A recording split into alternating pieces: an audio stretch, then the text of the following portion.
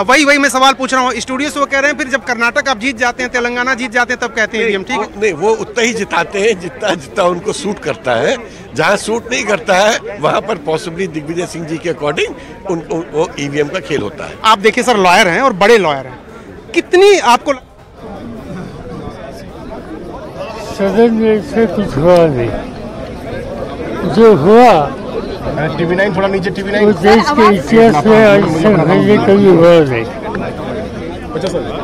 150 MP को सदन के बाहर निकलने का हिस्टोरिक काम ये दोनों सदन में हुआ था।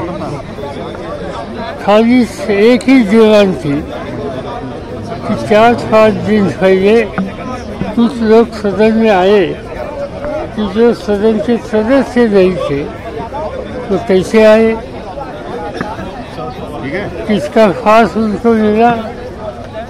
इस पर सरकार की तरफ से कुछ बयान, कोई स्टेटमेंट इसकी आवश्यकता थी। और सदन का वो अधिकार था, उस स्टेटमेंट हमने मांगा, वो देने की तैयारी नहीं थी। यही आपका आरोप? देखिए, ये मार्च सिर्फ विपक्ष का खानापूर्ति नहीं है, ये पूरे देश की लड़ाई है। ये विपक्ष को लोकतांत्रिक तरीके का जो राइट है उसकी लड़ाई है। आज इतना बड़ा कांड हुआ, 13 को सदन की सुरक्षा पे चूक हुई, 4 लोग घुस गए, आप उसकी बात नहीं कर रहे हैं। होम मिनिस्टर को आना चाहिए था और स्टेटमेंट देनी चाहिए थी। मात्र 4-5 मिनट उनको बोलना था। ये कैसा होम मिनिस्टर है, ये कैसी सरकार है कि अगर विपक्ष कह रहा है, जो परंपरा है, राइट है, तो आपका अहंकार बिल्कुल चरम पर है। आप इधर उधर की बात कर रहे हैं। अरे आपके सदन की सुरक्षा पे सेंध का मतलब हमारे भारत का कोई भी कोना फिर तो सेफ नहीं है, क्योंकि ये तो सबसे ज्यादा सुरक्षित स्थान होता है। तो क्या इसका जवाब आना विपक्ष का काम नहीं है? और उस एवज में अगर आप 71% पार्लियामेंटेरियन को सदन से बाहर का रास्ता दिखाते हैं तो हमारे साथ कांग्रेस के महासचिव और राज्यसभा के सांसद रणदीप सिंह सुरजेवाला जुड़ गए। रणदीप जी, ये क्या है बैनर आपके हाथ में? 141 opposition MP suspended, is this mother of democracy? मतलब अब तो 143 संख्या हो गई है। अच्छा, पोस्टर पहले छप गया था, इसका मतलब कल जब 141 थी तब छपवाया, अब तो हर रोज वो निकाल रहे हैं। सवाल बड़ा सीधा है, क्या इस देश में प्रजातंत्र बचा है या उसका गला घोट दिया गया है?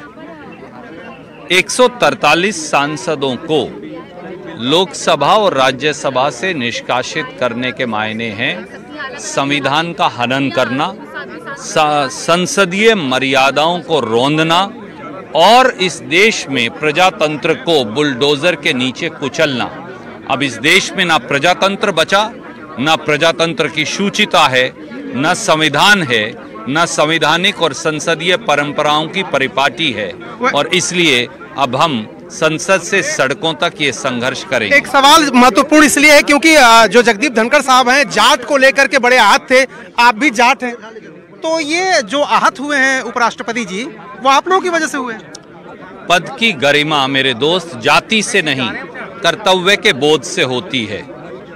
मैं ये पूछता हूं, जो आज किसानों की दुहाई दे रहे हैं भाजपाई, जब लाखों किसान दिल्ली के दरवाजे पर दस्तखत दे रहे थे, 700 किसान शहीद हो गए, जब उनको श्रद्धांजलि देने का समय आया तो भारतीय जनता पार्टी ने उन्हें श्रद्धांजलि नहीं देने दी। क्या तब उनका अपमान नहीं हुआ? राहुल गांधी खड़े हुए और श्रद्धांजलि दी। जब हमारी पहलवान बेटियों को, जो किसानों की बेटियां हैं, सड़कों पर घसीटा जा रहा था, तो तब किसानों का अपमान नहीं हुआ?